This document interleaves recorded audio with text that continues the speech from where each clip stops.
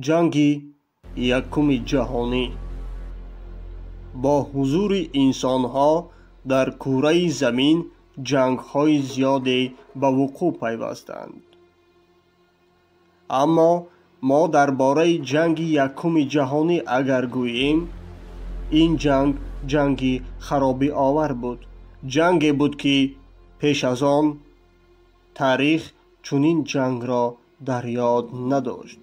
این جنگی بود که 40 میلیون نفر جان خود را از دست دادند.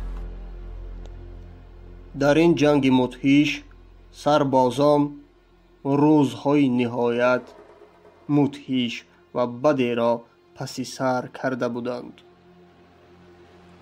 این جنگ چنان مدهش بود که جنازه ها را کیر میزد.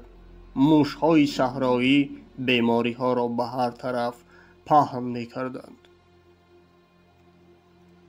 جنگ یکم جهانی سال 1914 به وقوع پیوست.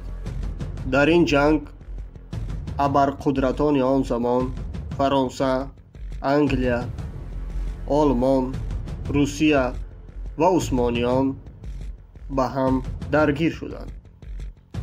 این اولین جنگی بود که در آن سنگر میکندند. البته در این سنگرها هم بیماری های گوناگون دور میزدند. همین بیماری ها سربازان را در این سنگر از میان می بردند. در این سنگرها 75,000 سرباز انگلیس بیمار گردیدند. در سنگرهای نامبرده سربازان خواب میکردند، می جنگیدند، خوراک میخوردند. ناخوبیش در آن است که در این سنگرها موشها خیلی زیاد بودند و به سربازان خلل میرسانیدند.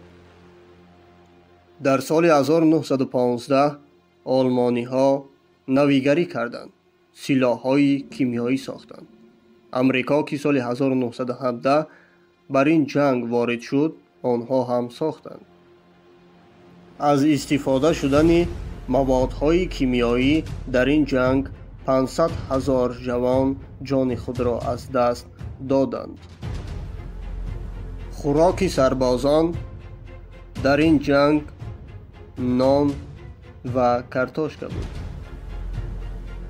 در سال 1916 به نان قحطی می آید و آنها تنها کارتوشکا می خوند و خلاص. 24 دکبر سال 1914 یک اتفاقی سربازان از این طرف و دیگری از این طرف به هم می آیند و نزدیکی سال نو میلادی بود. این سال نو را جشن می گیرد و پس از آن یعنی پگاهش باز به جنگ شروع می کنند.